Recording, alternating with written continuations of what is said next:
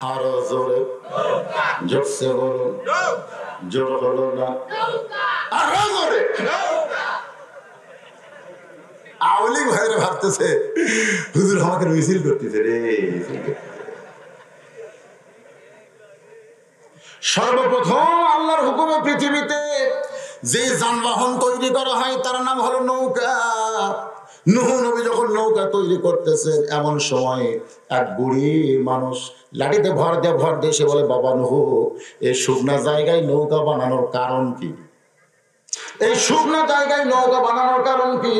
নূহ বললেন, বুড়িমা, বন্যা নামক একটা গজব আসবে পৃথিবীতে। এই গজবে গোটা পৃথিবী ধ্বংস হয়ে যাবে। কেবলমাত্র নৌকার ভিতরে যারা জায়গা পাবে তাদের কোনো ক্ষতি হবে না।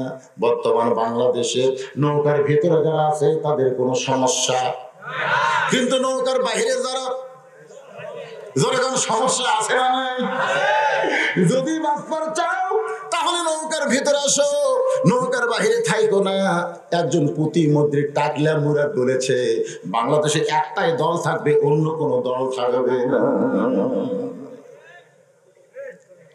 নূহ নবী বলতেছে, বুড়িমা, বন্যা নামক গজব আসবে দুনিয়ায়, গজবে গোটা পৃথিবী ধ্বংস হয়ে যাবে। কেবলমাত্র নৌকার ভেতরে যারা থাকবে তারা ধ্বংস হবে না, কারণ পানি যত বাড়বে নৌকা তত উপরে উঠবে। বুড়ি বলতেছে, নূহ, এই বন্যার ঠেলায় যদি হাজার হাজার মানুষ তোমার নৌকায় উঠতে চায়, এই ছোট নৌকায় কি এত মানুষের জায়গা হবে? নূহ বললেন, বুড়িমা, এই নৌকায় উঠতে গেলে একটা শর্ত আছে। পাইকারি হারে সবাইকে নৌকায় নেওয়া যাবে না। নৌকায় উঠতে গেলে একটা শর্ত আছে, যেরকম আছে না নাই? বর্তমান বাংলাদেশের বড় দল ক্ষমতায় আছে নৌকা প্রতীক নিয়ে, সে নৌকা করতে গেলে একটা শর্ত আছে, আছে না নাই? বুড়ি বললেন, বাবা নূহ, শর্ত কি?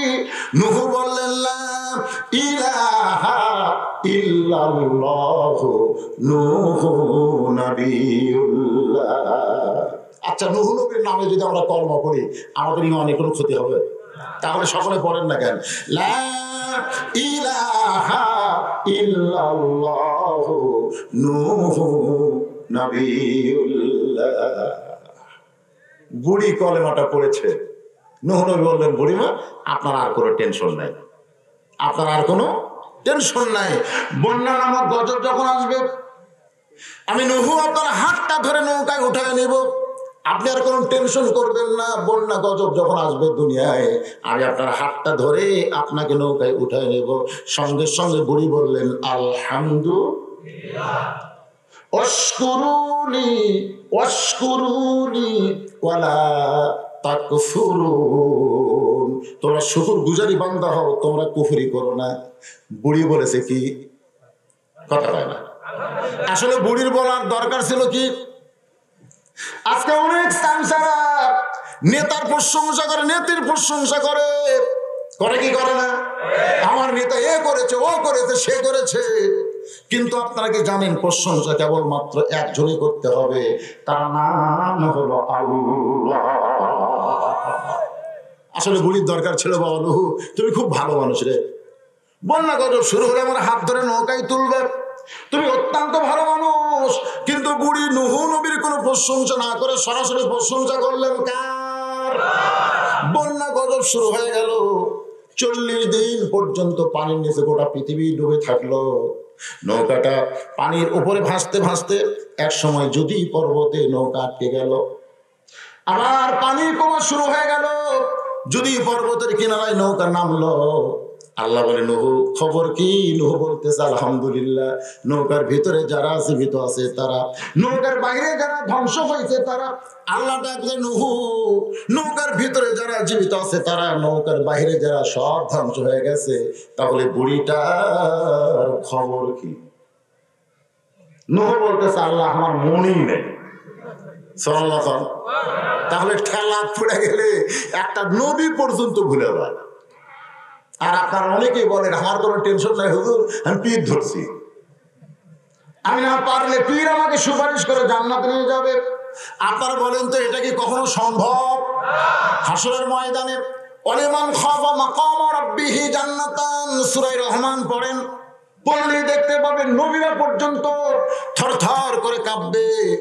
আর আপনাকে কে সুপারিশ করবে? শুধু একজনকে করার অধিকার দেওয়া হবে, মানজাল্লাযী ইয়াশফা'ু ইনদাহু ইল্লা বিইজনিহি। এই আয়াতুল কুরসির এই অংশটা পড়ে দেখেন, কেবলমাত্র একজন মানুষকে সুপারিশের অধিকার দেওয়া হবে, তিনি হচ্ছেন আমাদের নবী। ধরে সুবহানাল্লাহ। নবী মর পরশমণি, নবী মর সোনার খনি, নবী নাম ভাবে যে জন সেই তো দোজা হানির ধ্বনি। সে নামে সুর ধরিয়া পাখি যায় গান করিয়া, সে নামে সুর ধরিয়া পাখি যায় গান করিয়া, সে নামে আকুল হলো মওলায় আমার কাদের গনি। সবাই বলেন নবী মর পরশমণি, নবী মর সোনার খনি, নবী নাম ভাবে যে জন সেই তো দোজা হানির ধ্বনি। আল্লামা নূহ তাহলে বুড়িটার খবর কি? নূহ বলতেছে দুনিয়ার সব কিছু যখন ধ্বংস হয়ে গেছে, তাহলে বুড়িটাও ধ্বংস হয়ে গেছে। আল্লাহ বলে নূহ আজগুবি কোনো কথা বলা যাবে না। আজগুবি, আজগুবি, আপনারা আজগুবি মানে কি? অযথা, অযথা কোনো কথা বলা যাবে না। অযথা কথা আমাদের বাংলাদেশে আছে না নাই? অযথা কথা সকাল থেকে প্রচার করতেছে, বদরুল রশিদ আসবে না। বদরুল রশিদ বাগমারা যেগুলো মাহফিল আসে নাই, আপনারা অবশ্যই জানবেন যে কি কারণে আসে নাই। সে কারণ কি আপনারা খুলে দেখছেন? অযথা চাষটলে এক শয়তান বলে দিল বদরুল রশিদ আসবে না। আর এইগুলো নেগেটিভ কথা প্রচার কম হয় না বেশি হয়? বেশি হয়। আমাকে আনবার গেছে, আমি এত এত আগে কোনো মাহফিলে আসি না। আমি তো জানি যে আমাকে রাত 9টা বলুক আর যাই বলুক, তার আগে তো আর টেজে দিবে না। তো তাহলে আমার এই মাগরিবের পরে আসার কারণ কি? খালি এই অযথা আজগুবি কথা। আমি কিন্তু একজন বক্তা, এর আগেও কিন্তু আপনাদের শ্রীমতী পাড়ায় মধ্যে রাখতেছি, কথা ঠিক কিনা? আমি আসছি, যেখানে আসি নাই হয়তো অসুস্থ ছিলাম, বা হয়তো আমাকে দাওয়াতই দেয়নি, আমার নামে প্রচার করছে, এইরকম কিছু হতে পারে। কিন্তু এতে করে অযথা কোনো কথা বলা যাবে না। আল্লাহ বলে নূহ আজগুবি কোনো কথা বলা যাবে না। কথা বলতে গেলে তদন্ত করে কথা বলতে হবে। দরকার কি করে? আমাদের বাংলাদেশে মূর্তির পায়ে কোরআন কারা রাখছে? আজগুবি কথা বলা যাবে না। এগুলা তদন্ত করে বের করার দরকার আছে না নাই? দরকার আছে না? এখন আবার সিসি ক্যামেরা, তোমার দুই কান্দে দুই মোহরি, লিখিতেছেন ডায়েরি, দলিল দেখে রায় দিবে, টাকা পয়সার নাই কারবার, কেউ না দেখলেও আল্লাহ দেখতেছে। এটা হল মুসলমানের সব চাইতে বড় জিকির। একটু মনোযোগ দিয়ে শুনবেন, তদন্ত করে দেখো বুড়িটার খবর কি। নূহ নবী এবার আল্লাহর হুকুমে তদন্ত করতে গিয়ে দেখে বুড়িটা দূরের কথা, এত বড় বন্যা গজব হয়ে গেল, বুড়িটার ঝুপড়ি বাড়ি পর্যন্ত কিছুই হয় নাই। পাহাড় পর্যন্ত ডুবে গেল, 40 দিন পানির তলে থাকলো, আর বুড়িটার ঝুপড়ি বাড়ি কিছুই হলো না। নূহ নবী চমকে গিয়ে বলতেছেন বুড়িমা। সঙ্গে সঙ্গে বুড়ি টোপলা নিয়ে হাজির। কি নিয়ে হাজির? ডাক দিয়াছেন দয়াল আমারে, রইব না আর বেশি দিন তোদের মাজারে। চলতে পথে 2 দিন থামিলাম, যাবার কালে একজন আরো দেখা না পাইলাম। ও আমার সাদের মালা যায় রে ছিলে, রইব না আর বেশি দিন তোদের মাজারে। সবাই বলেন কিন্তু যেদিন ডাক পড়িবে, বলেন কিন্তু যেদিন ডাক পড়িবে, কবর মাঝে যাইতে জোগাড় কিছু করছো বন্ধু, তার মাঝে বিছাইতে। আপনারা কি মনে করছেন ডাক পড়বে না? কখন? কখন? যে বলেছে বুড়িমা টোপলা নিয়ে হাজির, নূহ বলে বুড়িমা টোপলা কেন? বলে সাইজ হয়ে বসে আছি, কখন তুমি ডাকবা? তুমি ডাকার পরে সাইজ হওয়া যাবে না, তুমি ডাকার আগেই আমি সাইজ হয়েছি। আল্লাহ বলেছেন লা তামুতুন্না, তোরা মরিস না রে, তোরা মরিস না, ইল্লা ওয়া আনতুম মুসলিমুন, যতক্ষণ মুসলমান না হবে। যে কোনো সময় মৃত্যুর ডাক আসবে, মৃত্যুর ডাক আসলে কিন্তু মুসলমান হবার পারবি না, বরং মরার আগেই মুসলমান হয়ে ধরা দেওয়া লাগবে। ধরে বলেন ঠিক কিনা? আমাদের ছেলে পেলে এদিন ছেলেরা এখন যেভাবে চলতেছে, এদের চিন্তা কি? এরা মাঝে মধ্যে কিন্তু গল্প করে, আজরাইল আসলে আমার দাদার কাছে আগে আসবে, দাদার কাছে মশানি আলাদা, দাদা মরলে তারপরে বাপক ধরবি রে, আমি সিরিয়ালে 3 নম্বরে আছি, মশান মারো। আপনাদেরকে এরকম যুবকদের চাল চলন থেকে বোঝা যায় কি যায় না? ধরে এখন যায় কি যায় না? চাল চলন দেখলেই বোঝা যায় ওখান থেকে কয়েকজন একবার উঠলো রে, সব মাদ্রাসার ছাত্র নাকি? এই তো বাবা, পিঠ দেখায় দাস না, তোর ভাব কি? হ্যাঁ, কিসের ঘুম? কোরআনের মাহফিল আসবে, এরকম দল ধরে একবার যাবে, বসা লাগবে না? এই যে জায়গাটা ফাঁকা হয়েছে চুপচাপ করে বসে আসে। ওই এই জন্য আমি অনেক মাহফিলে বলি, হাফেজি মাদ্রাসার বাচ্চাদেরকে বলি, তোরা কোরআনের মাহফিলে বসিস না, কারণ তোর পক্ষে আমি চিনি, কারণ আমার নিজস্ব একটা মাদ্রাসা আছে, এই বাচ্চাগুলো আমার চিনা আছে। 1 ঘন্টার মধ্যে 3 বার পেশাব করবার যায়, 1 ঘন্টার মধ্যে। আমি একদিন হুজুরকে বললাম যে এত ঘন ঘন পেশাব হওয়ার কারণ কি? বলে হুজুর, এরা পেশাব করার নামে পড়া চুরি করে, এরা কোনো জায়গায় ধৈর্য জন্য বেশিক্ষণ থাকতে পারে না। আর না থাকার পিছনে এদের ভিতরে কোরআন আছে, আর যার ভিতরে মাল আছে তার দিকে চোরের নজর বেশি পড়ে। শয়তান কিন্তু সব মানুষকে ধরবে না, এইগুলোর আগে ধরবে। ওদের ভিতরে কি আছে? কোরআন আছে, মাল আছে। এটা বের করে দেওয়ার জন্য, ভুলে দেওয়ার জন্য হাফেজি মাদ্রাসার বাচ্চাদের দ্বারা সবচেয়ে বেশি শয়তানি করে নেওয়ার, শয়তানের একটা পায়ে তারা চলে। একবারে 4 জন উঠে যাওয়া মানে কি? আর ওই জোট করে যাচ্ছে। আচ্ছা শুনুন,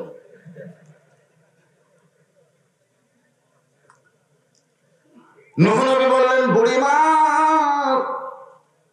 এই টোপলা নিয়ে বের হওয়ার কারণ কি? বলে সাইজ। ধরে বলেন নাম কি? তুমি যে কখন ডাকবা সেটা কি বলেছো নাকি? তুমি শুধু বলেছো বন্যা গজব আসলে নৌকায় তুলবো, যে কোনো সময় গজব আসতে পারে, যে কোনো সময় আমাদের মৃত্যু, জোরে কারণ সবাই বলেন হতে, যে কোনো সময় আমাদের মৃত্যু হবে। গভীর রাত্রে খাদিজাতুল কুবরা নবীর এই ডান হাতখানা বুকের মধ্যে নিয়ে ফোপায় ফোপায় কাঁদতেছে। রাসূল বলে, খাদিজা, দুনিয়ার সবাই ঘুম পাড়ে, আপনি কাঁদেন কেন? খাদিজা বলে, রাসূলুল্লাহ, আপনি যেদিন বলেছেন মানুষ মরে যাওয়ার পরে অন্ধকার কবরে ওই মানুষকে 50,000 বছর থাকতে হবে, ও গো নবী, সে অন্ধকার কবরে আমি কি নিয়ে যাব?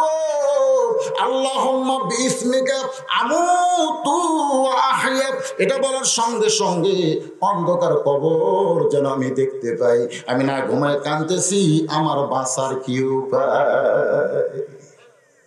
আল্লাহ নবী বললেন, খাদিজা, ওই আল্লাহর শপথ করে বলতেছি, ঈমান গ্রহণ করার পরে আপনি যেইভাবে আল্লাহর হুকুম আমল করতেছেন, ঈমান গ্রহণ করার পরে আপনি যেইভাবে আল্লাহর হুকুম মোতাবেক চলতেছেন, আমার বিশ্বাস আল্লাহ আপনার কবরকে অন্ধকার রাখবে না, আপনার কবরকে জান্নাত বানায়া দিবে। সুবহানাল্লাহ না কেন? যেই মহিলাটা জান্নাতের 1 নম্বর ডিগ্রি পাইছে তার নাম কি?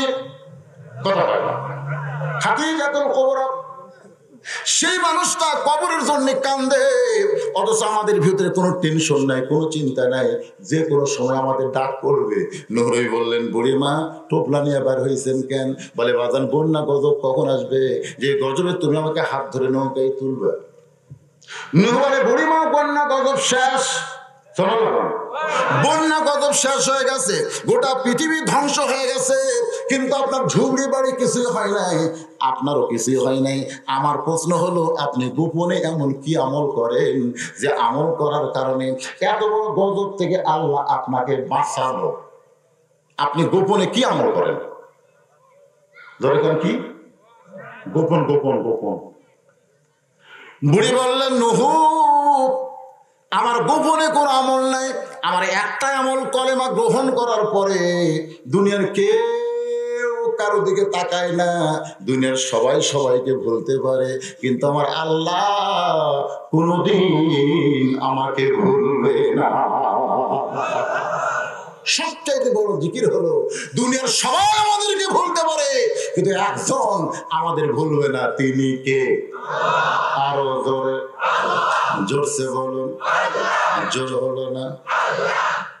চড়কের উপরে তুলে দিয়েছে, আজও রশি ধরে টানতেছে, ইব্রাহিম নবীর চোখ দিয়ে দর দর করে পানি পড়তেছে। আল্লাহ বলে, জিব্রাইল আমার ইব্রাহিমকে পরীক্ষা করো।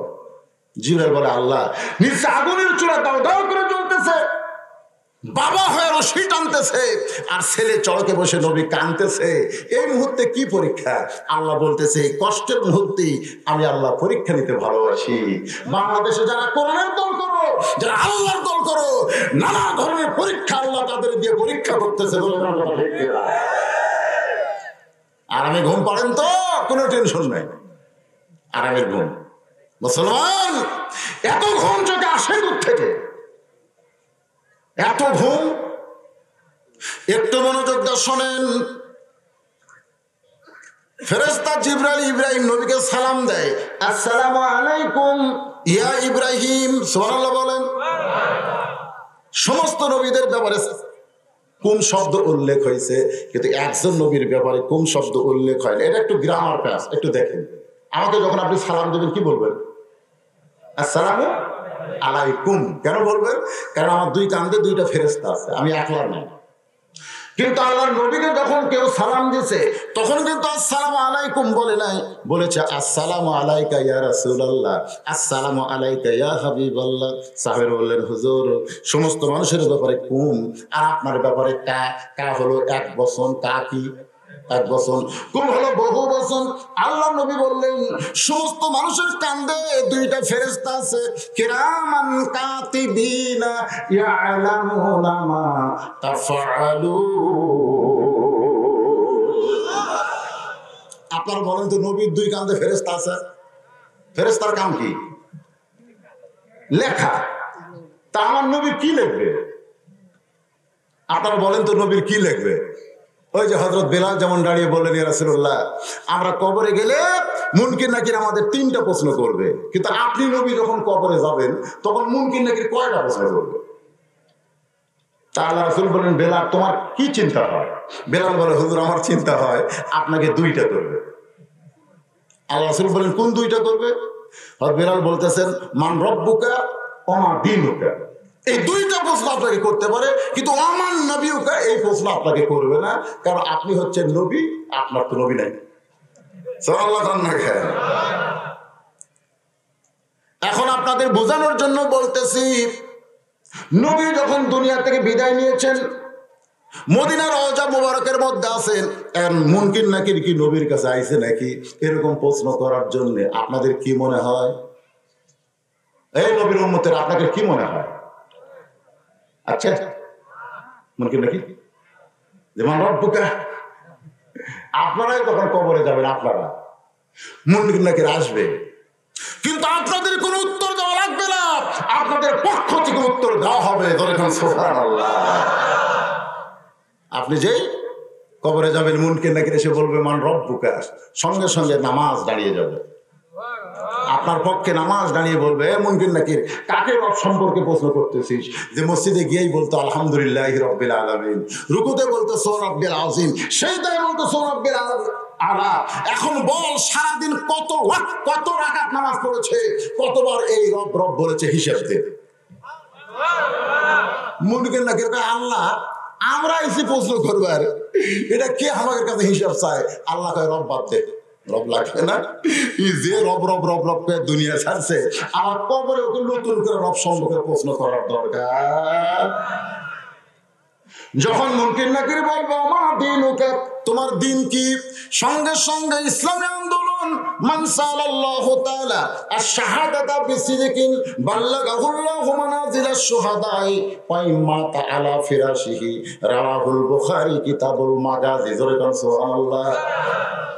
এই বাংলাদেশে যারা কোরআনের সমাজ চায়, এই বাংলাদেশের আকাশে যারা কলেমার পতাকা দেখতে চায়, তারা কিন্তু একটা দল করে। জোরে বলুন, কথা ঠিক কিনা? এই দলের লোকের রিমান্ড হয়, জেল হয়, ফাঁসি হয়, তারপরেও কিন্তু তারা আল্লাহর দল ছাড়ে না। ইসলামে আন্দোলন বলবে রে মুনকির নাকির, যে দিনকে গালেব করার জন্য, ইসলামকে প্রচার করার জন্য এত নির্যাতন, এত কষ্ট দুনিয়ার বুকে সহ্য করেছে, তাকে আবার অমাদিনুকা প্রশ্ন করো। এমন সময় ফেরেশতা বলবে আল্লাহ খবর কি? বলে 2 নম্বর বাদ দে, 3 নম্বর পর। যেই বলবে অমান নাবিউকা, তোমার নবীকে, ওরে বাবা রে, সঙ্গে সঙ্গে আমাদের নবী মুনকির নাকি রে, কাকে নবী সম্পর্কে প্রশ্ন করতেছ? ওর চেহারার দিকে আগে তাকাও। ওর মুখে নাকি মুখে? এই মুখ, এই মুখ, মুখ। এই মুহূর্তে দাড়ি মুখ সেভ করে স্বামী বাড়িতে এসে বউ বলতেছে চলো তোমাকে একটা নতুন জিনিস দেখা। স্বামীটা কি দেখাবো? বলে আসো, ঘরের মধ্যে আসো। ড্রেসিং টেবিলের সামনে গিয়ে বলতেছে দেখো তো তোমার মুখ আর আমার মুখ, এই 2 মুখ কেমন লাগে? 2 মুখ। স্বামী বলতেছে একই তো দেখা যায়। বউ বলতেছে দেখো আমার এখানে দাড়ি হলে, এদিক দিয়ে মুখ হলে কি সুন্দর হতো। স্বামী রাগ করে এই মেয়ে, মেয়ে মানুষের কোনোদিন দাড়ি মুখ হয়? তখন বউ কয় এই মরদ, তুমি কেমন পুরুষ, মেয়ে মানুষের মতন মুখের সাইজ কেন? মেয়ে মানুষের মতন? আপনারা মনে করতেছেন আপনারা মরবেন না? সকালে দাড়ি কামাচ্ছেন, বিকেলে মরেছেন, এখন বুদ্ধি ওর মুখেরা হাসতেছেন কেন? আমার ওয়াজ শুনে বলে হুজুর আপনার ওয়াজ শুনে যে কায়দায় মার দিচ্ছেন, আমি আর জীবনে দাড়ি কামার পারি নি হুজুর। আমি বলি এটাই তো আমার আমলে পাবো, তোরা দাড়ি রাখবি আর সব পাবো আমি। ধরে ফাযকুরুনি আযকুরকুম ওয়াশকুরুলি ওয়ালা তাকফুরুন।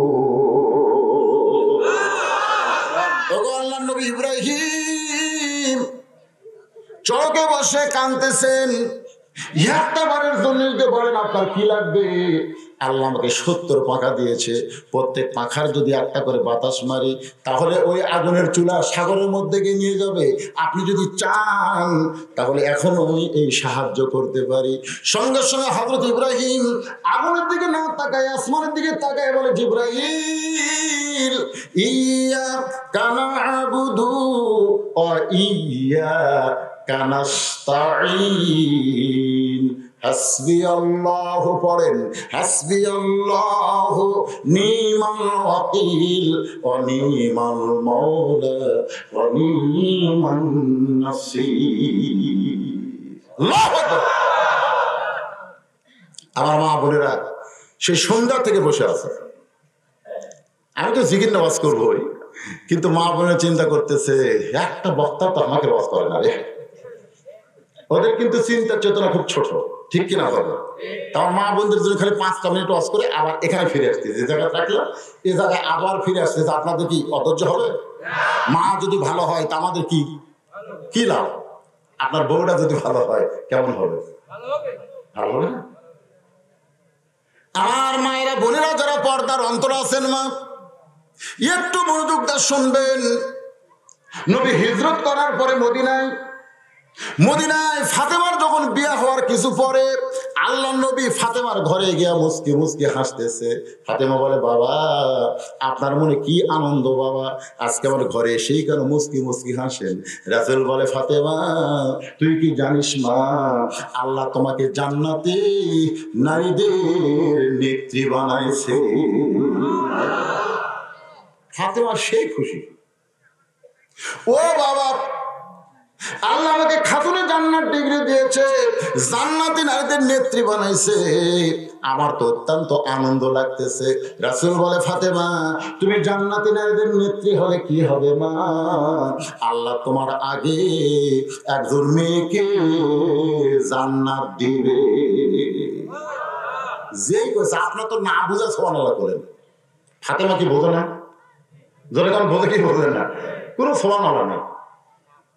মুখ ভার করে বলতেছে বাবা আল্লাহ আমাকে খাতুনে জান্নাত ডিগ্রি দিল, আমার আগে সেই মেয়েটা জান্নাতে যাবে, সেই মেয়েটা কে গো বাবা, তার নাম কি, তার বাড়ি কোথায়?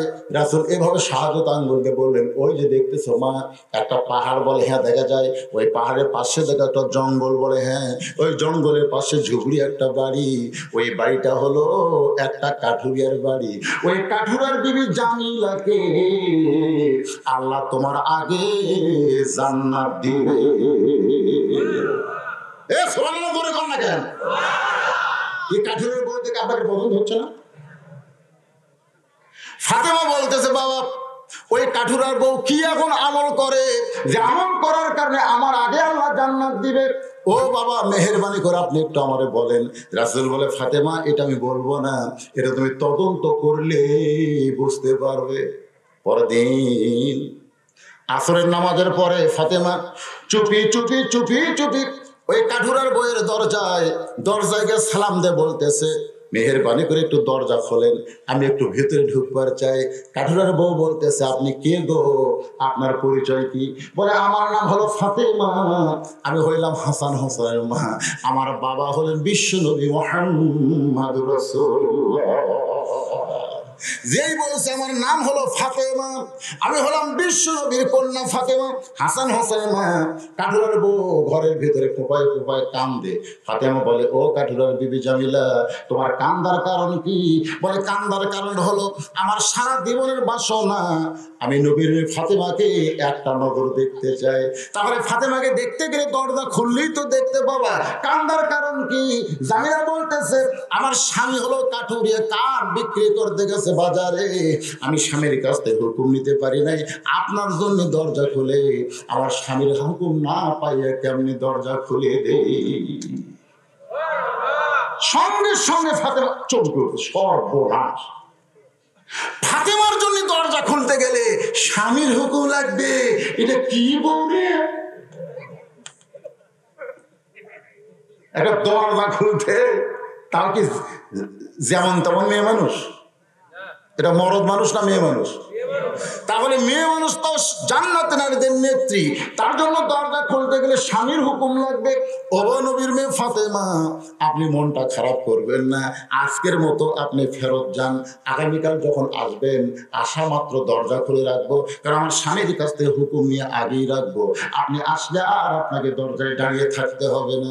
ফাতেমা চুমকুটে মনে মনে ভাবতেছে, যেই বউটা স্বামীর হুকুম ছাড়া দরজা খোলে না, এই বইয়ের ঘরের মধ্যে এমন কি আছে যার কারণে আল্লাহ ফাতেমার আগে জান্নাত দিবে? পরদিন আসরের নামাজের পরে চুপি চুপি ফাতেমা রওনা দিছে।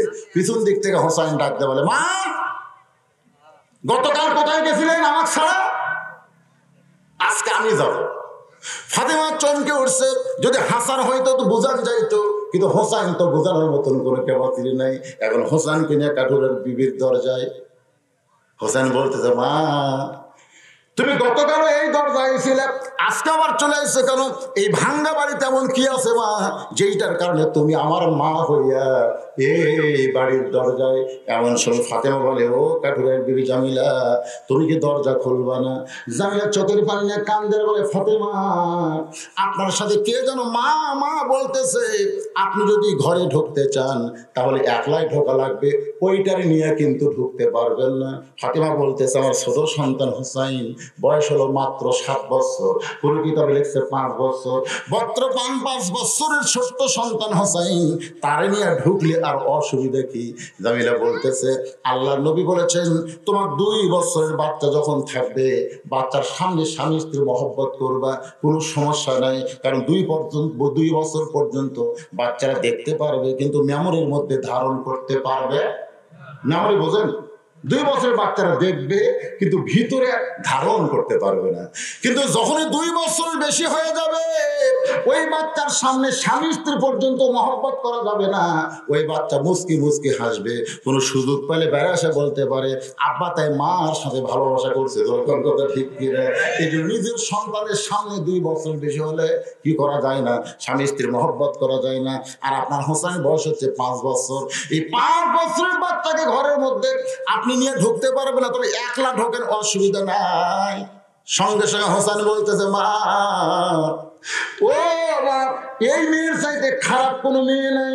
যে মেয়েটা আমার মাকে দরজায় দাঁড় করা রাখে, আমার মতন ছোট্ট ছেলের কারণে দরজা খোলে না, এটা অত্যন্ত খারাপ মেয়ে, খারাপ মেয়ে। সঙ্গে সঙ্গে ফাতেমা মুখের উপরে হাত দিয়ে বলে, বাজান তুমি যাকে খারাপ বলতেছো, তোমার নানা বলেছে তোমার মায়ের আগে সে জান্নাতে যাবে। তুমি তো মুখে যা আসে দেখো খারাপ, তাহলে তোমার নানা কেমনে কইছে তোমার মায়ের আগে জান্নাতে যাবে? সঙ্গে সঙ্গে হোসেন বলে, মা তাহলে এই কাঠুরের বইয়ের দরজা এসে লাভ কি? আসল কাজ তো আমার নানাই ভাবছে। মনে বড় আশা ছিল যাব মদিনায়। সবাই বলেন, মনে বড় আশা ছিল যাব মদিনায়। সালাম আমি করব গিয়া, সালাম আমি করব গিয়া নবীজির যায়। মনে বড়, সবার আশা নাই, মনে আশা আছে না নাই? ধরে কর, আপনাদেরকে যদি বাংলাদেশ সরকার বলে আমি সবাইকে মক্কা মদিনায় যে কোনো এক যাওয়ার হুকুম দিলাম, যত টাকা লাগবে সরকার বহন করবে। এখন কারা মক্কা যাবে, কারা মদিনায় যাবে, কারা মক্কা যাবে, কারা মদিনায় যাবে, যে কোনো এক জায়গায় যাওয়া লাগবে, হয় মক্কা না হয় মদিনা। আমার মনে হয় বাংলাদেশের মুসলমানের শতকরা 90% মুসলমানই মদিনায় যাওয়ার টিকিট কাটবে। ধরে ধরে ঠিক কিনা? মদিনায় এই গানটা প্রথম যখন আব্দুল আলিম কইছিল, তখন কিছু আলেম বাদী হয়েছিল। আব্দুল আলিম ভাই গানটা এইভাবে না কইয়া বরং এইভাবে আপনি বলেন, মনে বড় আশা ছিল যাব মক্কা মদিনায়। আপনি মক্কা বাদ দিয়ে শুধু মদিনায় যাওয়ার গান গাইলে হবে না। আব্দুল আলিম বলে, এ আলেমেরা, মদিনা যদি হাত করতে পারো তাহলে শুধু মক্কা নয়, মক্কার মালিক আল্লাহ পর্যন্ত খুশি হয়ে যায়।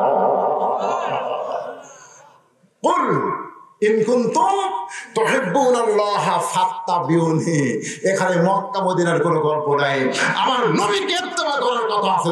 ঠিক কিনা? মায়ের হাত ধরে নিয়ে আসে নবীর কাছে। আল্লাহ নবী বলতেছে, হোসাইন মায়ের এই হাত ধরে টানে কেন নিয়ে আইছো? ফাতেমা বলতেছে, বাবা আমার কোনো দোষ নেই, আমার কোনো দোষ নেই, ও আপনার কাছে নিয়ে আইছে। কি হয়েছে? ফাতেমার হাত ছেড়ে দিয়ে এক দৌড়ে গিয়ে নবীর হাত চাইপা ধরে বলে, নানা আমার মায়ের আগে কাঠুরের বউ জান্নাতে হবে। এই কথা কেমনে বললে নানা? আমার মায়ের আগে একটা কাঠুরের বউ জান্নাতে যাবে, এই কথা কেমনে বললে নানা? কারণ 6 বছর বয়সে তুমি মা হারাইছো, মায়ের মর্যাদা হয়তো তোমার কাছে নাই। কি বলবো প্রসবের কথা, মাবিনে সেই ব্যথা কেউ তো বুঝিবে না। সবাই বলেন, মাজন ঠেকিয়া সন্তানের দায়, অকালে মা মরে যায়। এখন এই সিজার হতে মায়ের আর কোনো টেনশন নাই। মাজন ঠেকিয়া সন্তানের দায়, অকালে মা মারা যায়, কেন সে মায়ের জন্য দোয়া করবা না? এমন দরদি ভাবে কেউ হবে না আমার মা গো। আমার মায়ের আগে কাঠের বউ জান্নাতে যাবে। কেন যাবে, কিভাবে যাবে, যতক্ষণ আপনি না বলবেন আপনার হাত আমি হোসাইন ছাড়বো। লাঠি হয়ে নানার হাত ধরে বলতেছে, বলা লাগবে। নবী ডাক দে, আলী আলী রে। নবী কাকে ডাকতেছে? আলী। হযরত আলী সালাম দিয়ে বলে, লব্বাইকে রাসূলুল্লাহ। নবী বলতেছে, এখন রাসূল বাদ দে, লব্বাইকে রাসূলুল্লাহ বাদ দে, লব্বাইক বল হাসান হোসেনের নানা। যে অবস্থায় আমি পড়েছি, তোমার সন্তান হোসেন বলতেছে, যতক্ষণ না বলবেন ততক্ষণ হাত ছাড়বো না। হযরত আলী বলতেছে, কি করছেন? নবী বলতেছে, ফাতেমার আগে কাঠের বউ জামিলা জান্নাতে যাবে, জান্নাতে কেন যাবে, কিভাবে যাবে, এটা না বলা পর্যন্ত আমার হাত ছাড়বে না।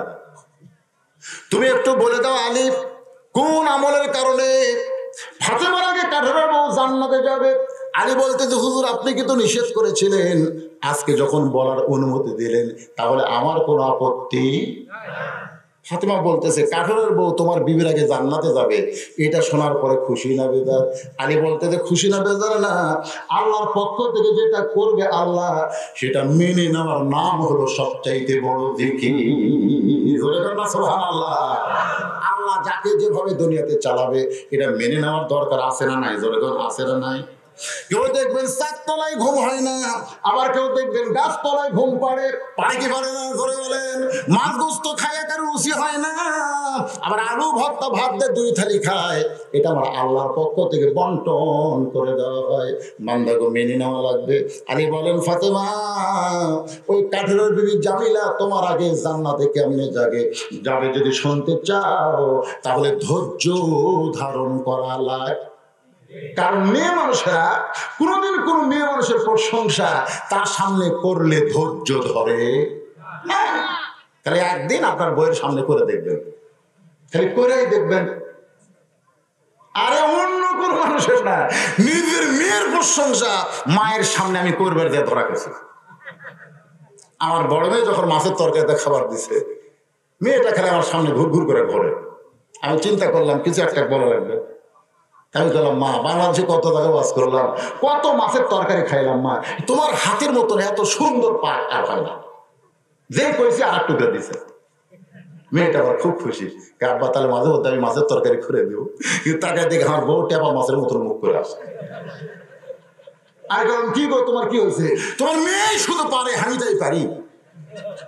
আমি কইলাম আল্লাহ রে, এটা কেমন নারী যে মেয়ে প্রশংসা করলে মা সহ্য করতে পারে না। এই জাতের নাম হলো নারী জাত। জোরে বলেন ইন্নাল্লাহা মা'আস সাবিরিন। সবচাইতে বড় জিকির হলো ধৈর্যশীলদের বান্দার সঙ্গে কে আছে? একটু বসো। এখন মা ফাতেমা বসে গেছে, রাসূল বসে আছে, হোসাইন দাঁড়ায় আছে। সুবহানাল্লাহ বলেন। আলী বলতেছেন ফাতেমা তোমার কি মনে আছে একদিন দুপুর বেলায় তুমি আমাকে ঘরের মধ্যে নিয়ে ছোট বাচ্চার মতন কাঁদতেছিলে? ও ফাতেমা তোমার কি মনে আছে তুমি একটা চাদর দিয়ে বললে ও হাসান হোসেন বাবা আজকে হাসান হোসেন না খেয়ে থাকার কারণে বারবার আমার কাছে খাবার চাই, কিন্তু আমি মা হইয়া খাবার পাবো কোথায়? আমি জানি আপনার হাতে কোনো টাকা পয়সা নাই, এই ওন্নাটা আপনাকে দিলাম, এই ওন্নাটা বিক্রি করে যেই টাকা হবে সেই টাকার দিয়ে আমার হাসান হোসেন যে একটু খাবার নিয়ে আসবেন। আলী বলে ফাতেমা তোমার কি মনে আছে তোমার সেই ওন্নাটা নিয়ে আমি বাজারে গেলাম, ওন্নাটা আমার পকেটের মধ্যে জুব্বার মধ্যে ঢুকায় রাখলাম, আমি বাজারের মধ্যে যখন ঘুরতেছিলাম তখন আমার মন বলতেছিল আলী রে ওন্নাটা বের করে যখন বিক্রি করতে যাবি আর খরিদ্দার যদি জিজ্ঞাসা করে কার ওন্না, তখন তুমি যদি বলো এটা ফাতেমার ওন্না, তখন খরিদ্দার মনে মনে চিন্তা করবে যে এই স্বামী বইয়ের জিনিস বেচা খায়, এই স্বামী খুব একটা জোরে কম বইয়ের জিনিস বেচা খাওয়া লক্ষণ ভালো না খারাপ? হ্যাঁ, ভাত খাওয়ার সময় খালি বারবার বইয়ের গলার দিকে তাকায়।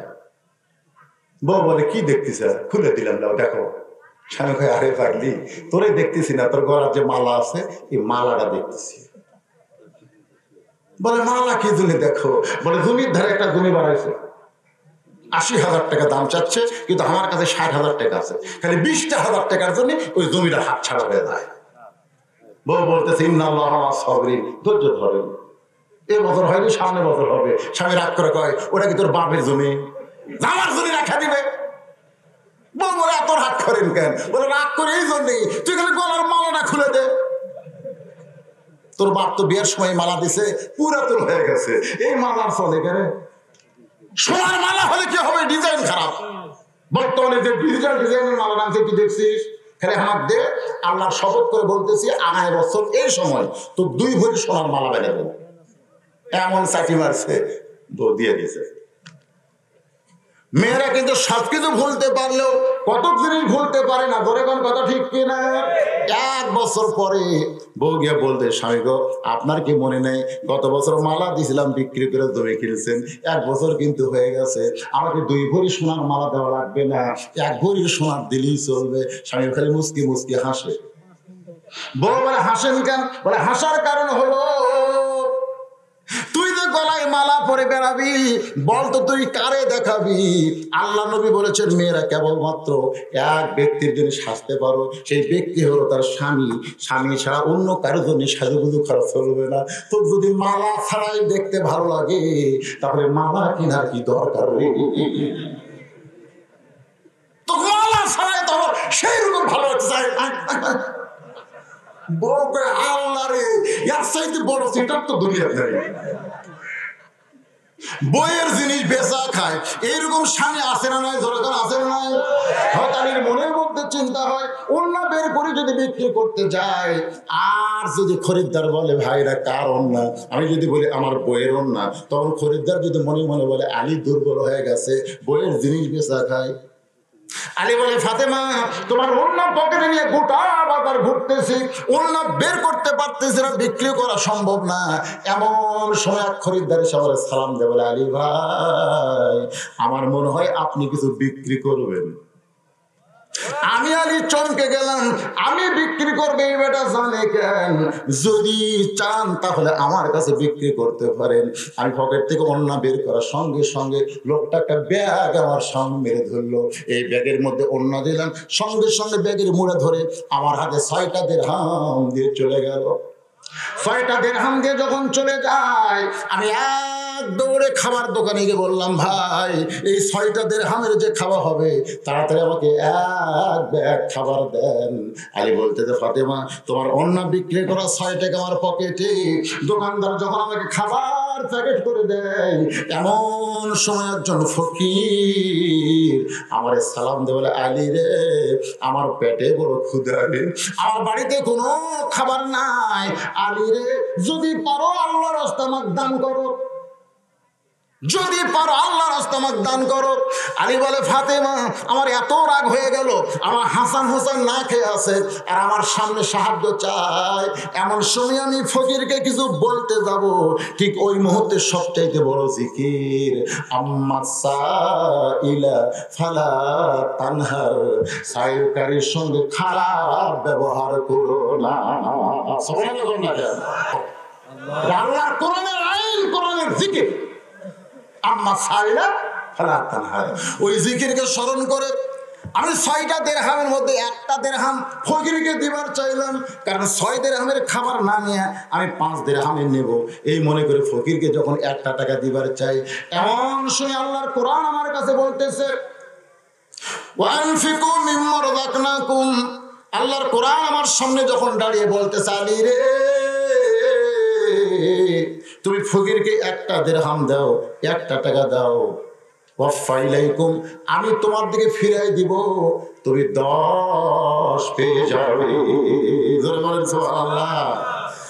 আলী বলতেছে ও ফাতেমা আল্লাহর কোরআনকে বিশ্বাস করে আমি ফকিরকে 1 দিরহাম দিলে 10 পাবো, 2 দিরহাম দিলে 20 পাবো, আর 6টা দিরহাম যদি দিয়ে দেই তাহলে আল্লাহ আমাকে 60টা দিরহাম দিবে।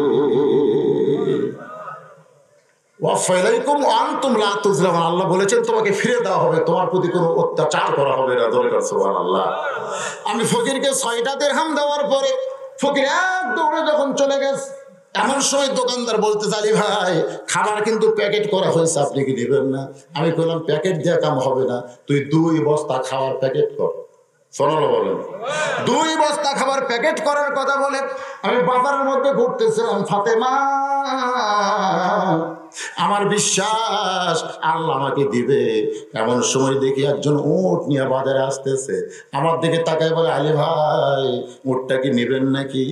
আমি আফসোস করে বললাম নিবার মন চাইলেও তো নিতে পারবো না, নিবার মন চাইলেও তো নিতে পারবো না, কারণ আমার কাছে কোনো টাকা নাই, আমার কাছে কোনো টাকা পয়সা নাই। উটলা বলতেছে আপনি বাকি নেন, বিক্রি করে টাকা দিবেন। আলী বলতেছে ভালোই তো কথা, কত দাম নিবা? বলে 100 দিরহাম। আলী বলে ফাতেমা 100 দিরহাম উটটা কিনে নিয়ে বাকিতে আমি উটের বাজারে গেলাম, সঙ্গে সঙ্গে জনগণ আমাকে চারিদিক থেকে ঘিরে ধরে বলতেছে ভাই এত সুন্দর উটটা পেলেন কোথায়, উটটার দাম কত নেবেন? আমি বলতেছিলাম বলবো না, তোমরাই বলো। এক খরিদ্দার বলতেছে 160 দিরহাম দিলে কি আপনার ঠকা হবে? আলী বলে ফাতেমা আমি 160 দিরহাম দিয়ে উটটা বিক্রি করে উটওয়ালাকে 100 দিরহাম ফেরত দিলাম। বাকি 60 দিরহাম দোকানে এসে দেখি দোকানদার 2 বস্তা খাবার প্যাকেট করে রাগ করে বসে আছে। আমি বললাম দাম কত? বলে 60 দিরহাম। আলী বলেন ফাতেমা, আমি দোকানদারকে 60 দিরহাম দিয়া ওই 2 বস্তা খাবার, 1 বস্তা আমার হাতে আর 1 বস্তা কান্দে নিলাম। তোমার কি মনে আছে? আমি দরজায় ডাক দিলাম, ফাতেমা তুমি দরজার কাছে এসে দাঁড়িয়ে থাকলে। আমি বললাম ফাতেমা রে দরজা খোলো। তুমি তখন বললে স্বামী গো, অন্য বিক্রির টাকা দিয়ে বড় জোরে 1 ব্যাগ খাবার হতে পারে, আপনি 2 বস্তা খাবার কোথায় পাইলেন? যতক্ষণ না বলবেন ততক্ষণ দরজা খুলবো না। আমি বললাম ফাতেমা দরজা খোলো। কিন্তু তুমি বলতেছে অবশ্যই খুলবো, 2 বস্তা খাবার কেমনে পাইলেন এটা না বললে দরজা খুলবো না। আমি বললাম ফাতেমা শুধু দরজা খুলে দাও, ঘরের মধ্যে বস্তা দুটো রাইখা তারপরে বলবো। কিন্তু তুমি বললে না, আগে জানতে হবে অন্য বিক্রির টাকা দিয়া বড় জোরে 1 ব্যাগ খাবার হবে, 2 বস্তা কোথায় পেলেন? এমন সময় আল্লাহর কোরআন আমার সামনে বলতেছে, আর রিজালু কাওয়ামুনা আলান নিসা, পুরুষেরা নারীদের উপরে থাকা লাগবে। জোরে বলুন সুবহানাল্লাহ। বউ যা কবে তাই। ফাতেমা বলতেছে না বলা বলতে দরজা খুলবো না। আমি তখন 2 বস্তা খাবার নিয়ে রাগ করে নবীর দরবারে চলে আসলাম। সঙ্গে সঙ্গে নবী আমার দাঁড়িয়ে গেল। আমি বললাম ইয়া রাসূলুল্লাহ। নবী বললেন আলী রে, আজকের ব্যবসায় আল্লাহ তোমার উপরে খুশি হয়েছে। আলী বলছে হুজুর আপনি তো খুব ভালো, কিন্তু আপনার বেজিটা এরকম কেন হলো? বলে কি হয়েছে? বলে আমি দরজা দিয়ে দরজা খুলতে বললাম, আমাকে বলতে 2 বস্তা খাবার, কাহিনী না বললে কেন পাইলে 2 বস্তা, যেখানে 1 টোপলা পাওয়ার কথা, 5 দিরহাম 6 দিরহামের যা খাবার হবে এত বেশি কোথায় পাইলে? আমি বললাম দরজা খুলো তারপরে বলবো। ফাতেমা বলতেছে না খুলবো না যতক্ষণ না বলবেন। দরজা খোলে নাই, এই জন্য আপনার কাছে রাগ করে এসেছি। রাসূল বলতেছে রাগ করে না আসলে তুমি আসল খবর জানতে না। আলী বলতেছে রাসূলুল্লাহ আসল খবর কি? আল্লাহ রাসূল বলেন আলী তুমি কি বলতে পারো যে খরিদ্দার তোমার কাছ থেকে অন্না কিনেছে ওই খরিদ্দারের পরিচয় কি? আলী বলতেছে আমি জানি না। আলী রে, যে ফকির তোমার কাছে ভিক্ষা চেয়েছে এই ফকিরের পরিচয় কি? আলী বলতেছে আমি জানি না। রাসূল বলে আলী রে, যে তোমার কাছে উট বিক্রি করলো তার পরিচয় কি জানো? বলে জানি না। যে তোমার কাছে উট কিনেছে তার পরিচয় কি তুমি বলতে পারবে? আলী বলতেছে আমি জানি না। রাসূল বললেন আমি সব জানি। মা ইয়ান্তিকু আনিল হাওয়া ইন হুয়া ইল্লা ওয়াহয়ুহা। আল্লাহ নবীও জানে না, আল্লাহ যদি তারে না জানায় তাহলে সবকিছু জানে কে? ফাতেমা বলে স্বামী গো, আমার আগে কাঠুরের জানি না কোন আমলের কারণে জান্নাতে যাবে সেইটা না বলে আপনি কি ওয়াজ শুরু করলেন? আলী বলে ফাতেমা আমি কিন্তু তোমাকে বলেছি ধৈর্য ধারণ করা লাগবে, একটু ধৈর্য ধরো। আমার মা বোনেরা যারা পর্দার অন্তর আছেন, মা একটু ধৈর্য ধরে কথাগুলো শুনতে হবে। ফাতেমা রে, আল্লাহ নবী আমাকে বললেন আলী, যে খরিদ্দার তোমার কাছ থেকে অন্না কিনেছে এটা দুনিয়ার কোনো মানুষ না, এটা হলো আল্লাহর ফেরেশতা। স্বয়ং আল্লাহ তাআলা ফাতেমার অন্না কিনে জান্নাতের ভিতরে রাইখা দিয়েছে।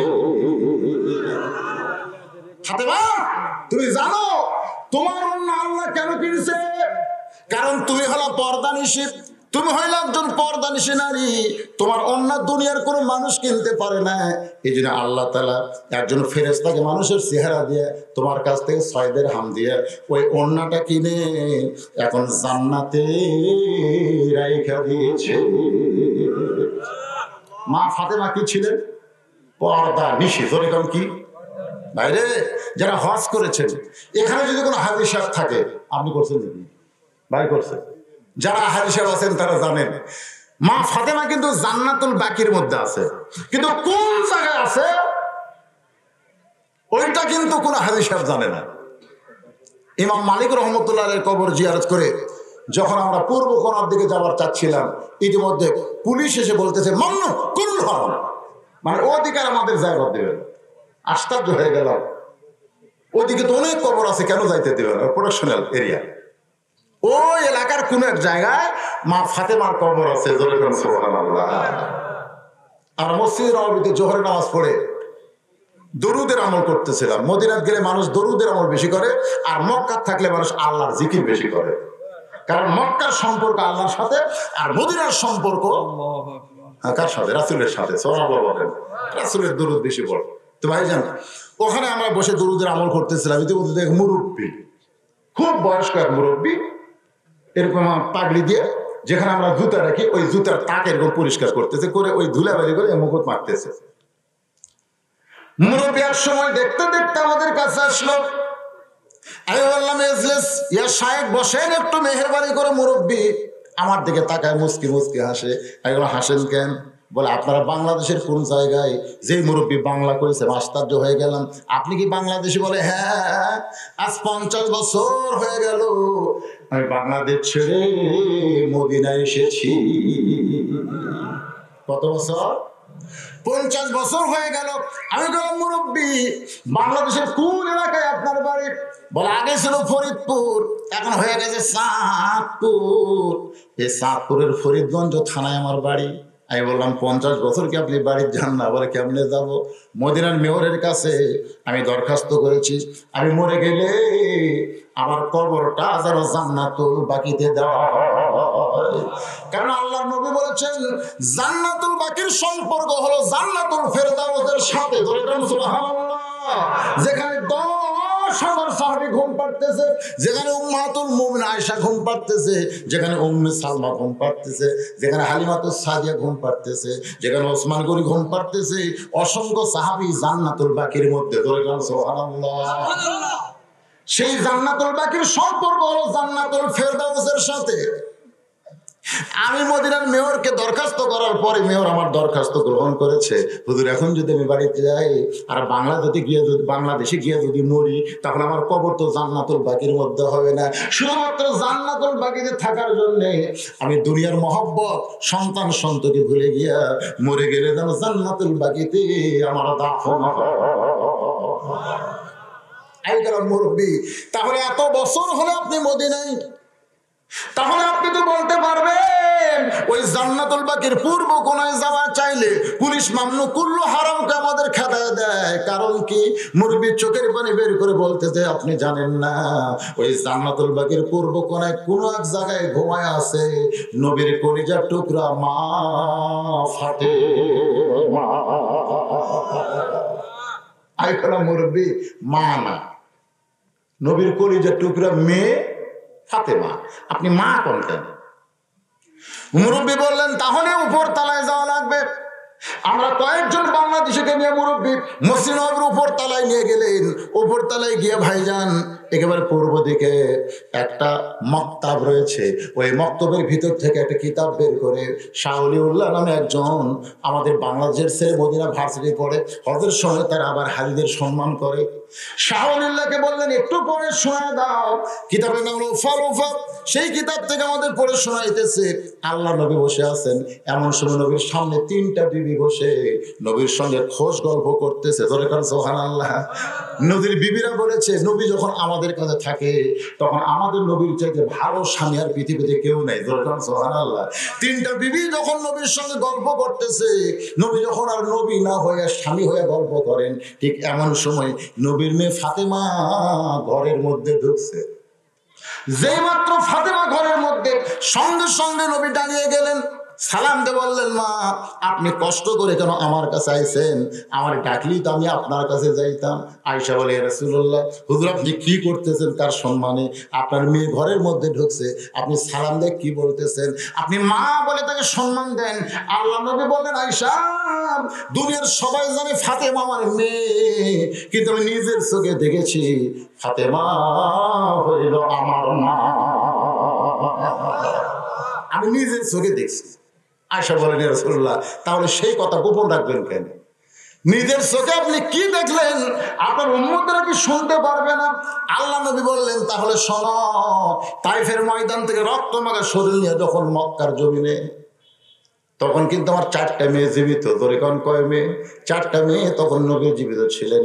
বাজান গো, উম্মে কুলসুমা, রোকেয়া, জয়নাব 3টা মেয়ে ঘরের মধ্যে ঢুকে আল্লাহ নবীর মাথায় হাত বুলায়, গায়ে হাত বুলায় বলে, বাবা আপনি তাইফে না গেলেই ভালো করতেন। বাবা তাইফবাসী এত পাথর মারছে, এই কষ্ট আপনি কেমনে সহ্য করবেন? রাসূল বলে, আয়েশা রে, 3টা মেয়ের মতন কথা বলে যখন ঘর থেকে বাইরে যায়, এমন সময় আমার মেয়ে ফাতেমা ঘরের মধ্যে ঢুকে দরজা বন্ধ করে দেয়। আমি বললাম, ফাতেমা দরজা কেন বন্ধ করো? ফাতেমা বলে, বাবা দরজা বন্ধ না করলে আমি আসল কথা কেমনে বলবো? আল্লাহ নবী বলে, ফাতেমা কি বলতে চাও? বলে, 1 নম্বর কথা হলো, ইব্রাহিম নবীর জন্য নমরুদের চিলা যদি শান্তির বাগান হয়ে যায়, মুসা নবীর জন্য আল্লাহ যদি নীল দরিয়াকে রাস্তা বানায় দেয়, তাহলে আমার বাবার জন্য তাইফের পাথর আল্লাহ তুলা বানাবার পারলো না কে? ওই তাইফেরা যদি পাথর মারতো আর তুলা হইয়া যদি আপনার গায়ে লাগতো, আপনার চামড়া যদি না কাটতো, ওরা কিন্তু আর পাথর মারার উৎসাহ পাইতো না। ধরে ধরে কথা ঠিক কিনা? বলে, আমরা মারি পাথর, কিন্তু নবীর গায়ে যায় গোলাপ ফুল হয়ে যায়, ওরা কিন্তু আর মারবে না। কিন্তু পাথর মারি গোলাপ ফুল হয়, আর মারবে? মারবে নাকি? আল্লাহ গোলাপ ফুল না করে, তুলা না করে, পাথর রেখে আপনার চামড়া কেটে রক্ত বের হয়ে গেল। এই কথা বলে ফাতেমা ঘর থেকে বের হয়ে যায়। রাসূল তাকায় দেখে ফাতেমা চুলা জ্বালায়া সেখানে পানি গরম করতেছে, জয়তুনের তেল গরম করতেছে। কিছুক্ষণ পরে আবার দরজা বন্ধ করে নবীর মাথাটা উড়াতে নিয়ে বলে, বাবা আমি আপনাকে গোসল করাবার চাই। আল্লাহ নবী বলে, আয়েশা ওই গরম পানির মধ্যে নরম কাপড় চুবড়ায়া আমার গোটা দেহ পরিষ্কার করে ওই হাতের মধ্যে জয়তুনের তেল নিয়ে যখন মালিশ করতেছে, আমি নবী আমি কখন যেন শান্ত হয়ে ঘুমিয়ে গেছি। ওই ঘুমের ঘরে স্বপ্নে দেখি আমার মা আমিনা আমার শিওরের পাশে দাঁড়ায় কাঁদতেছে। এত বছর পরে আমিনাকে দেখে আমি বললাম, মা পাইছি যখন আপনাকে আর যাইতে দিব না, আমি আমার মাকে চেপে ধরে আছি। এমন সময় ফাতেমা আমার কপালে চুমা খায়। ফাতেমার চোখের গরম পানি, লবণাক্ত পানি আমার চোখের মধ্যে ঢুকে গিয়ে আমি চেতন হয়ে দেখি ফাতেমা কাঁদতেছে। রাসূল বলে, ফাতেমা সবসময় কেমন করে কাঁদবে মা? ফাতেমা বলে, বাবা আপনি কি স্বপ্ন দেখছেন? আপনি স্বপ্নে আমাকে মা বলে এই যে হাতটা চাইপা ধরছেন, বাবা এখন পর্যন্ত হাতটা ছাড়েন না। রাসূল বলে, ফাতেমা সত্যই যখন তোমাকে মা বলে হাতটা চাইপা ধরেছি, তাহলে শোনো, তুমি শুধু আমার মেয়ে হতে পারো, কিন্তু চেহারায় আমার মা আমিনা। জোরে বলেন না সুবহানাল্লাহ। সেই নবীর মা ফাতেমা। আমার মায়েরা, বোনেরা যারা পর্দার অন্তর আছেন, একটু মনোযোগ দিয়ে শুনবেন। আলী বলতেছেন, ফাতেমা শোনো, আল্লাহ নবী বললেন, আলী রে, যে লোকটা তোমার কাছ থেকে কন্যা কিনেছে সেটা দুনিয়ার কোনো মানুষ না, ওইটা হলো আল্লাহর ফেরেশতা, আল্লাহর হুকুমে। এখন অন্যটা কোন জায়গায়? জান্নাতের ভিতরে। ধরে গান কোথায়? আল্লাহ নবী বলে, আলী তুমি কি বলতে পারো যে ফকিরটা তোমার কাছে ভিক্ষা চাইছে এইটা কোন ফকির? আলী বলে, নবী গো আপনি না বললে আমি কেমনে জানবো? রাসূল বলে, আলী রে, ওই ফেরেশতা যখন 6টা দিরহাম দিয়া ওন্না কিনে আল্লাহর কাছে যায়, আল্লাহ ওন্নাটা নিয়ে জান্নাতে রাখার পরে ফেরেশতাকে বলে, ফকির সাইদা আলীর কাছে যা, আমার 6টা দিরহামের দরকার। সুবহানাল্লাহ।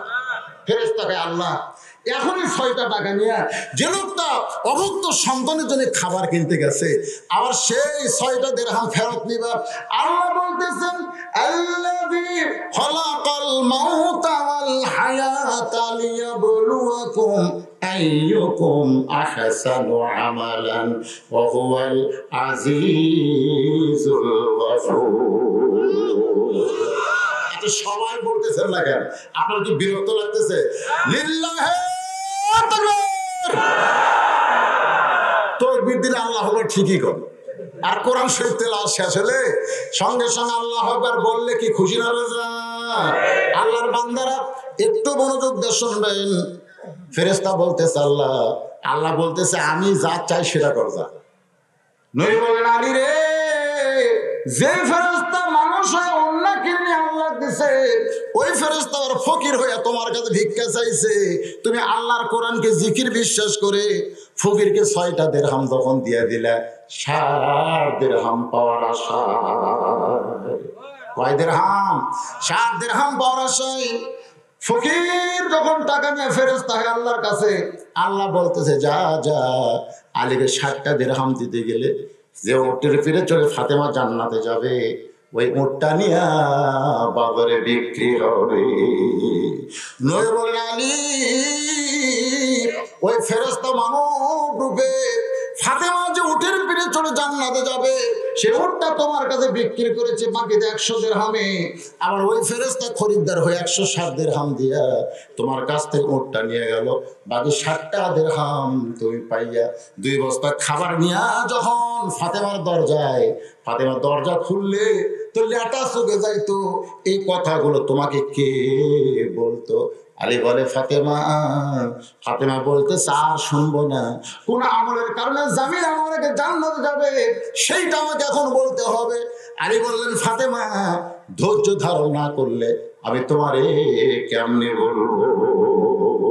আপনারা বলেন তো ধৈর্যের দরকার আছে না না? ফাতেমা বলতে তাহলে বলেন। আলী বলে ফাতেমা শোনো, তুমি যখন জান্নাতে যাবে, জান্নাতে নারীদের নেত্রী হওয়ার কারণে আল্লাহ তোমাকে সাধারণ ভাবে জান্নাতে নেবে না, উটের পিঠে চড়ে জান্নাতে নিয়ে যাবে। কিন্তু যে উটের পিঠে তুমি চড়বে, ওই উটটাকে জান্নাতে নিয়ে যাওয়ার কোনো মানুষ থাকবে না। উটের গলায় কোনো রশি নাই, উটটাকে জান্নাতে খেদানোর কোনো মানুষ নাই। ফেরেশতা বলে আল্লাহ, ফাতেমা জান্নাতের নেত্রী উটের পিঠে চড়ে জান্নাতে যাবে, কিন্তু উটটাকে কে জান্নাতে নিয়ে যাবে? আলী বলে ফাতেমা, ওই সময় আল্লাহ কাঠুরের বউ জামিলাকে ডাক দিবে, জামিলা কোথায় রে? তোমার স্বামী সব সময় আল্লাহকে বলতো, আল্লাহ গরিব হতে পারি, কাঠুরে হতে পারি, কি তোমার বউটা আমার হুকুম ছাড়া ফাতেমার জন্য দরজা খোলে না। যে বউটা স্বামীর হুকুম ছাড়া নবীর মেয়ে ফাতেমার জন্য দরজা খোলে না, আমি কাঠুরা হয়ে তোমার কাছে দোয়া করি, আল্লাহ আমার বউটারে তুমি সবার আগে জান্নাত দিও। আলী বলে ফাতেমা, আমি কোনোদিন তোমার জন্য দোয়া করি নাই, আমিও স্বামী, কাঠুরাও স্বামী, স্বামীর দোয়া আল্লাহ ফেরত দেয় না, এই কাঠুরার দোয়া আল্লাহ কবুল করেছে, কিন্তু তুমি জান্নাতের নেত্রী, তোমার আগে কেমনে জান্নাতে যাবে? এই জন্য যে ওড়নাটা কিনে নিয়ে গেছে আল্লাহ যত্ন করে জান্নাতের মধ্যে রাইখা দিল, ওই ওড়নাটা এবার ফেরেশতারা উটের গলায় বেঁধে দিবে। আল্লাহ বলবেন কাঠুরের বউরে, ওড়নাটা টেনে টেনে ফাতেমাকে জান্নাতে নিয়ে যাও। তুমি তখন মনে মনে চিন্তা করবে, আমি তো জান্নাতে যাচ্ছি, আমি তো জান্নাতে যাচ্ছি, কিন্তু তুমি জান্নাতে যাওয়ার আগে ওই কাঠুরের বউটার পা জান্নাতে আগে পড়বে। সঙ্গে সঙ্গে ফাতেমা বলে, আল্লাহ, যে মেয়েরা পর্দার মধ্যে থাকবে আর যে মেয়েরা স্বামীর কথা মতো চলবে, ওই মেয়েদেরকে ফাতেমা জামিলার সঙ্গে জান্নাত দিও। আমার মা বোনদের জন্য যে ওয়াজটা দরকার, আপনারা বলেন তো আমি কি সে ওয়াজ করছি? যেরকম করছি কিনা? আমার মা বোনের বেজার হবে না যে এত রাত তো থাকলাম। আমার মায়েদের জন্য এখানে 2টা ওয়াজ করছি, একটা হলো স্বামীর কথা মতো চলতে হবে, আর একটা হলো পর্দার মধ্যে থাকতে হবে। যদি আপনি চান, আমাদের জাতির পিতা হযরত ইব্রাহিম কোন দিকে তাকাইছে মনে আছে না? ভুলে গেছেন? এই ওঠেন কেন? ওয়াজ শোনেন, শোনেন, বসেন বসেন, সবাই বসেন। যারা গেছে যাক না কেন, আপনার তো হাত তুললেন, তা হাত তোলার পরে যদি আপনারা যান তো ডুলা হবে তো হাত। এই দুনিয়া থাকতে থাকতে আপনার প্যারালাইসিস হবে। আপনি মনে করছেন এমনি এমনি হুদুকা বাঙালি? আসেন আল্লাহর বান্দারা, ইব্রাহিম নবী বলবেন, জিবরাইল, যারা প্রকৃত মুসলমান হবে তারা কেবল মাত্র আল্লাহ ছাড়া ফেরেশতার কাছেও কোনোদিন সাহায্য চাবে। এই জন্যই আমাদের জাতির পিতা মিল্লাত আবিকুম ইব্রাহিম ওয়া সাম্মাকুমুল মুসলিমিন। আল্লাহু আকবার, আল্লাহু আকবার। চড়কে মারছে টান, বাবা হয়ে সড়ক টানতেছে।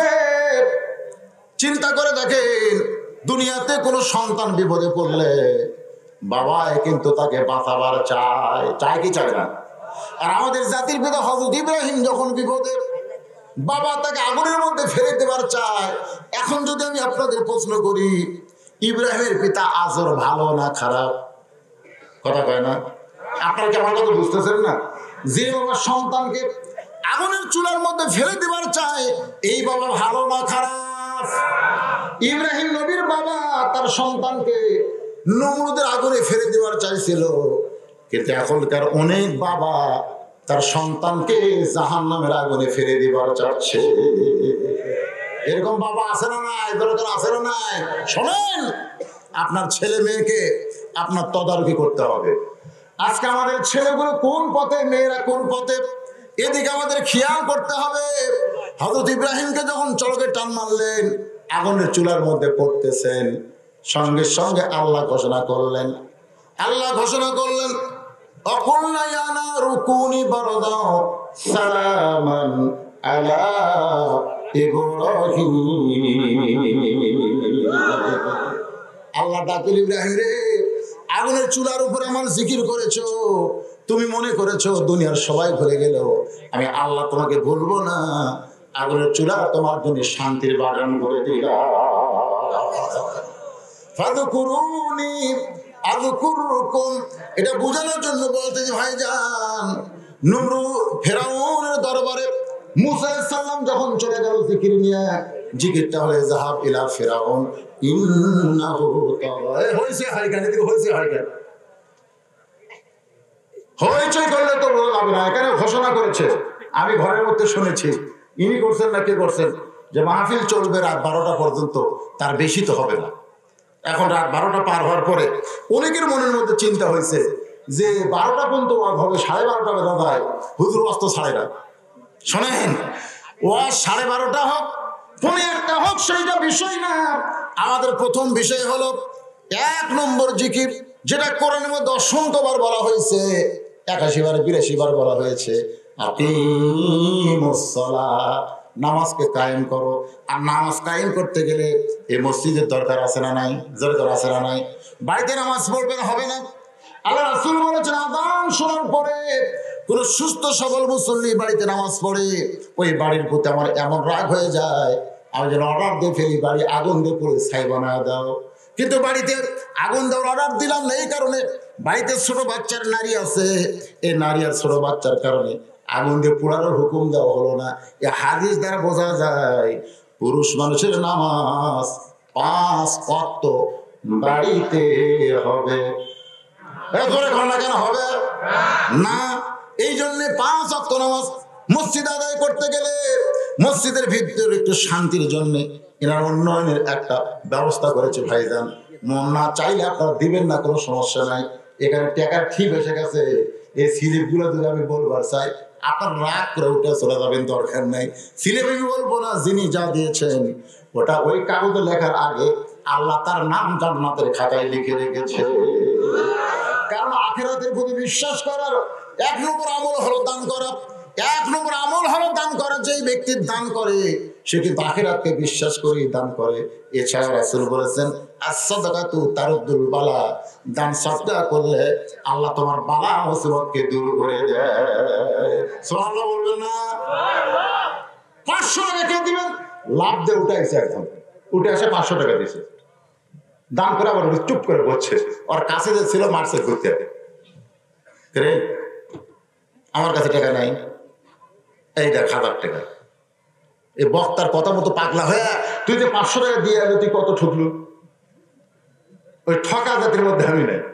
তো বলছে যে ভাই রে, আমার বউ আজকে কয়েক বছর হলে প্যারালাইসিস রোগী, বহু ডাক্তার দেখাইছি, ভালো হয় না। তো হুজুর যখন হইলো আস-সাদাকাতু তারুদ্দুল বালা, দান সদকা করলে বালা মুসিবত দূর হয়ে যায়, এই হাদিসটা আমার বিশ্বাস হওয়ার কারণে আমি 500 টাকা দান করছি। বহু টাকা ডাক্তার খাচ্ছে, দেখি আর 500 টাকা দিয়ে কি হয়, তবে কসু হবি, কসু কসু। যাই হোক, 500 টাকা দান করে ওই 2 জন কিন্তু একই গ্রামে বাড়ি। একজনের বাড়ি হলো উত্তর পাড়া, একজন হলো দক্ষিণ পাড়া। যার বউ প্যারালাইসিস হয়েছে ওর বাড়ি হলো উত্তর পাড়া। ওই প্রতিদিন ওয়াজ শুনে যাওয়ার পরে মেয়েকে ডাক দেয়। মেয়ের নাম হলো রহিমা। মা রহিমা দরজা খোলো। বউ বলতে সারা জীবন মেয়ের ডাক দেও কেন, আমার ডাক দেবার পারো না? জানলা দিয়ে বলতে খালি মেয়ের ডাক কেন, আমার ডাকবা? বলে তুমি না প্যারালাইসিস, তুমি কেমনে দরজা খুলবা? বলে দরজার কাছে আসো, দরজা খুলে যাবে। স্বামী যখন দরজার কাছে, বউ দরজা খুলে দেয়। স্বামী বলতেছে তুমি প্যারালাইসিস, তুমি সুস্থ কেমনে হলা? বলে স্বামী গো, আপনি তো অসংখ্য শুনতে গেছেন, গভীর রাতে আমি স্বপ্নে দেখি আমি সুস্থ হয়ে হাঁটতেছি। আমার স্বপ্ন ভেঙে গেল। আমি চোখের পানি বললাম মাবুদ, আমার প্যারালাইসিস দিয়ে এই স্বপ্ন তুমি কেমনে দেখাইলা? আমি তো হাঁটতে পারি না আল্লাহ, হাঁটতে পারি না। কিন্তু আমার পায়ের দিকে তাকায় দেখি এতদিন যেই পা বরফের মতন ঠান্ডা হয়ে যেত, আজকে সেই দুইটা পা যেন আমার গরম গরম মনে হয়। আস্তে করে খাট থেকে পা নামার চাই, আমি পাটা নামাইলাম। দাঁড়াবার চাই, দেখি দাঁড়ায় গেলাম। আমি হাঁটতে চাই, হাঁটতে পারলাম। টিউবওয়েলে গিয়ে পানি উজু করে আমি তাহাজ্জুদের নামাজ শুরু করেছি। এমন সময় আপনি মেয়েকে ডাকতেছেন। রাসূল বলেছেন একমাত্র ফরজ ইবাদত বাদ দিয়ে যত ইবাদত আছে, ওই ইবাদত যদি তোমরা শুরু করে দাও আর স্বামী যদি ডাকে, ওই ইবাদতে না থাইগা স্বামীর ডাকে সাড়া দাও। জোরে কান না সুবহানাল্লাহ। স্বামীর হুকুম ছাড়া কোন নফল ইবাদত কোনো বউ করতে পারবে না। দুপুরবেলা এখন স্বামী এসে মুচকি মুচকি হাসে। বউকে হাসো কেন? বলে ঘরে তো কেউ নাই, আমরাই দুইজন, আসো একটু মহব্বত করতে চাই।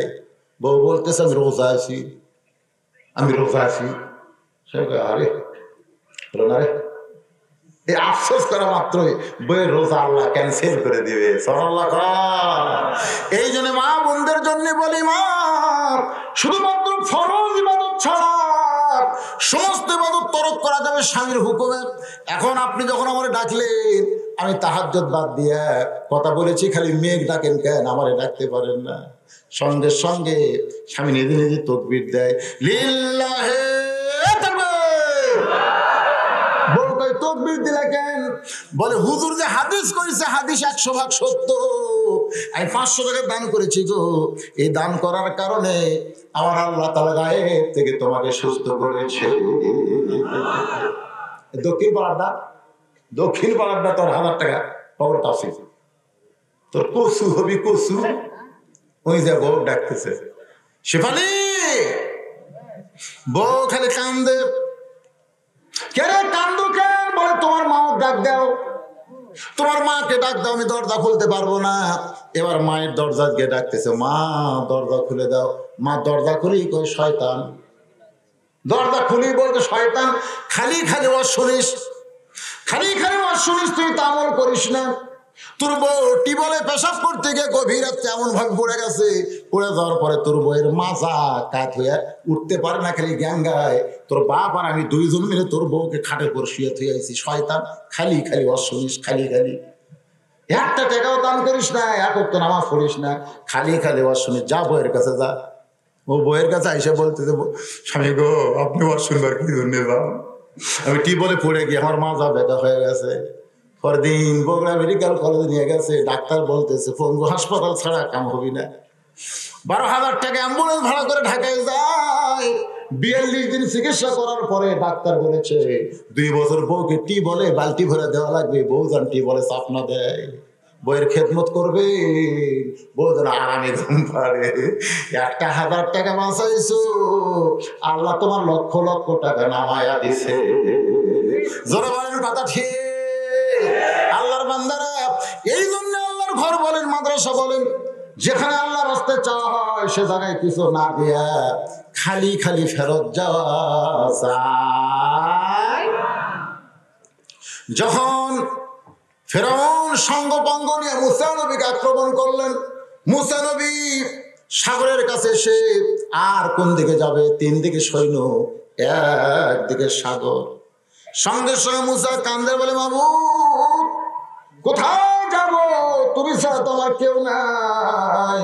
নাসরুম মিনাল্লাহি ওয়া ফাতহুন কারীম ওয়াবাশশিরিল মুমিনিন। আমাদের সবচাইতে আপনজন কে? জোরে কোন সবচাইতে আপনজন কে?